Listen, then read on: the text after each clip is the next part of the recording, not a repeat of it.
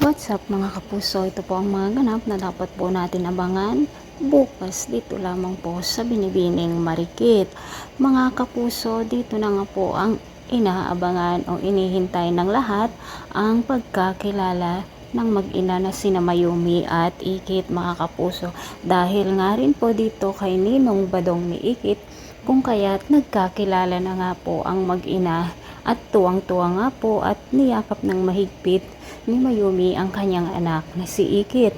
Mga kapuso, sabi nga nila hindi matatapos ang palabas kapag walang kontrabida at ito nga po nagkamalay na ulit si Soraya at nagkaroon nga po siya ng pagkakataong makalabas dito sa ospital dahil nga po pinatay niya ang nagbabantay dito sa kanya na kung saan ay ang tauhan nitong si Mayumi at sinabi nga niya na isa-isahin niyang patayin ang mga gumawa nito sa kanya dahil para daw siyang isang iguana, mga kapuso.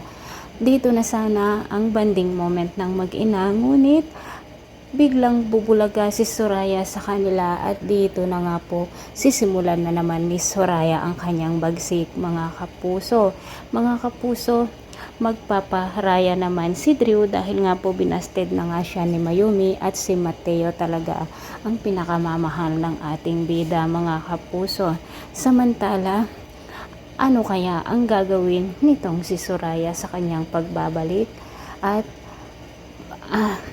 ano na rin kaya ang gagawin ng mag-ina ngayong nagkakilala na sila, mga kapuso, at babawiin nga ng bawat isa ang maraming pagkakataon na hindi sila magkasama.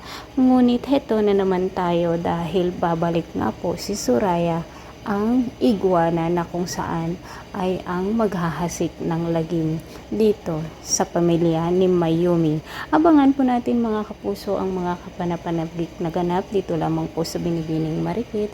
Maraming salamat po sa walang sawang panonood. Bye bye! See you on my next video.